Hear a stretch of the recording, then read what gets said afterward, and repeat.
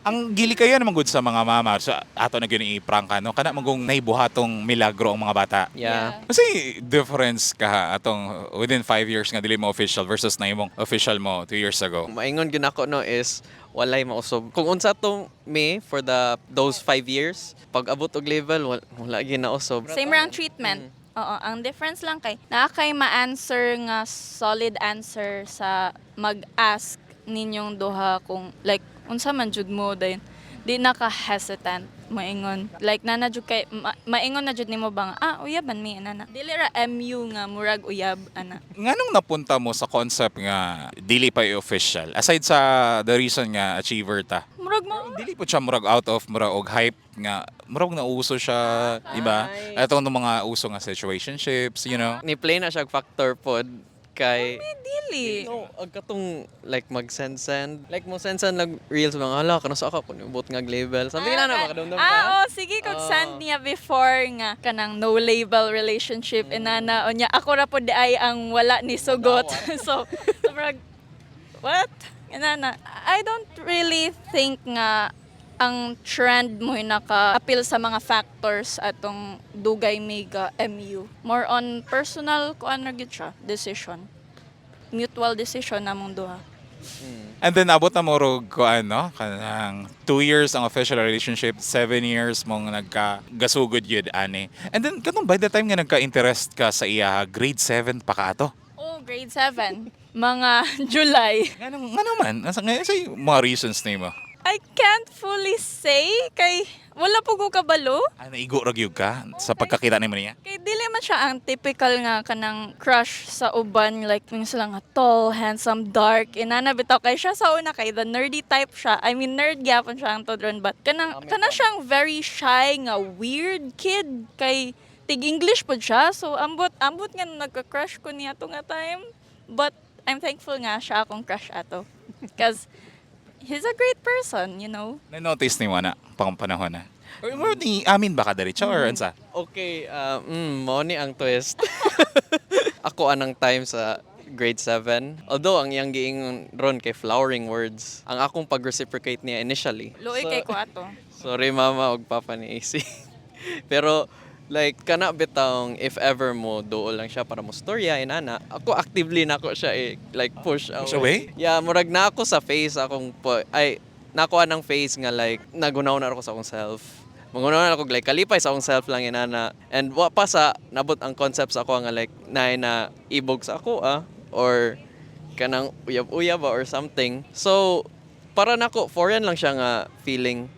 And like mo ang akong pag-cope which is sala gyud nako kay for the past for 1 year gina siya gi-portion nako siya tapos sige ra pud gihapon siya og paduol hangtod don gamay gani ko anong gibuhaton nako. Asa na-learn nimo nga na-interesado siya nimo atong panahon na? Ang iyang peers mo like kanang sungog-sungog bitaw nga Basura, ganon. like oy Pero kung ba classmates mo atong panahon na or murag like within the same section. Classmates me until senior high.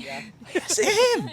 Unsay ways nimo para sige magpapansin sa iya or para ma-interesado siya pod nimo mga na? Wala naman jud kay ko ingon nga nagpapansin niya. More like kuan. Akong friends sa jud mo nagsigig sura-sura na mo. Naabot na gay ko sa point nga kaundangon na jud ko crush niya kay di man jud siya mo reciprocate. Like na-annoyed na ko ba like hello, di jud ka nako, di jud ka magka-crush nako sa mga today. I don't know, ni reciprocate man siya so ako nga okay. The moment nga like niundang siya like gukod inana. Di ako ka-realize nga na something kuwang man di ay nganong like na nagbago di na ako ma-pinpoint unsa but then naka-realize ko nga siya demoy na nawala anang time dako gid kay siyang ni-play sa akong part nga like to the point nga mas nawa siya na tingala kong di naman niya akong like unsay norm bitaw. Na used to katong mga panahon na nga sige siya gakuan nagpatagad.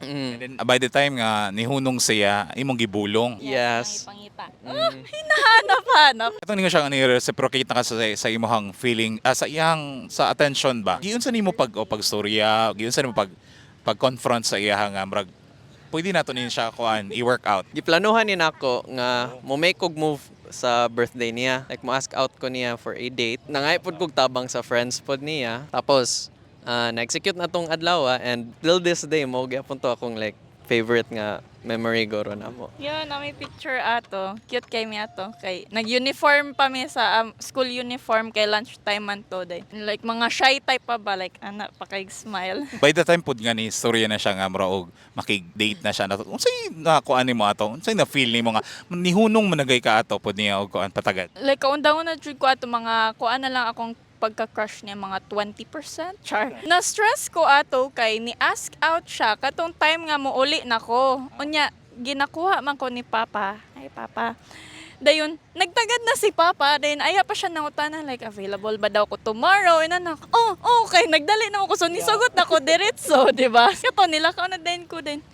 Moto, that day happened dayon katong sa birthday na ako. And then, kuan ang parents nakabalo automatically nga nagka-sinabtanay na mo? Or at first ba niingon po ka na ko'y crush sa school si kaning guy anana? Feel ako kay wala ko actively niingon nila nga na ako'y crush, kani akong crush na. Maybe kanang through my friends ra pag magsura-sura inana samot na if nami sa house inana ma-mention nila ang name, maybe dira na dungga nila mama and papa, but wala jud nako openly nga gipaila-ila dayon katong na-reciprocate na so bali MU nami ato nga time kay wala pa pud siya nako gidiretso og paila-ila sa parents. Ano saan ni sulod nga imong napaila-ila sa iya? Katong nag-start na ang pandemic, malaag man sila sa amo ang subdivision kay naman pud siya family members didto din.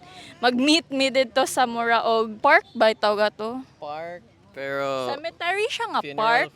funeral Anana, home so okay. Yeah. unya pwede siya mag-exercise ang mga people dito niya. Hilig pa man ka to mag-bike dayon. Natoy one time nga na ako'y order nga siya ang ni-receive. So akong gidawat unya natingala si Papa nga nung pag-uli na ko sa house na nako'y package. So siya nga, nagkita mo ni ko ano. Dito na naatikan. So from that kay na gipaila-ila na ata siya nako ato. Murag open ra ang family about relationships. No nga naman na na. Yung say upbringing sa family in regards to relationships, especially nga bata pa buka tong mga panahon na. Kung ano naman sila mama and papa, like chill ra sila, na ay strict nga side, pero kanang reminder bitaw. I'm so sorry, dili siya pareha sa uban nga parents nga kanang ginahuktan jud ang ilang children ba. Ang sa amo kay na sila trust anana. Then imong gibalik pud ang trust nga gihatag nila nimo. Ni follow ra po ko kung sa ang ilang gina-remind sa ako dayon. Wala nagpabadlong inana. Nagbinot-an Most of the time mo po na yung mga mahimong problema sa parents, no? Sa younger generations today. Kaya mga nang mga idara ba mga grade 7, grade 8, niyan magka-interest nag-uyab-uyab, and then ambot lang kung giunsa pod nila pagdala sila mga bata kung mas gihiktan ani mo mas ganahang mo buhi. Prone man good to rebel ang children nga kanang ma-feel nila nga suffocated bitaw sila sa ilang environment, but dili pud ta kaingon nga fully fault sa parents kay sometimes mo factor in man jud ang friends, ang peers nga naga-surround sa imo. And hopefully mahimo ni siyang example na. Pero wala po tagakuan ha. Wala po mo gaingon nga dapat case to case basis ra gyapon, no. Wala may kuan ga punto nga pwedeng magig-uyab-uyab ang batan-on, no. O dili bawal ra gyapon na. Technically bawal yun siya. Pero sa inyohang kuan murag lahi magitinarong man ta. Hopefully. Yes. Of course. Of course. Butan man me.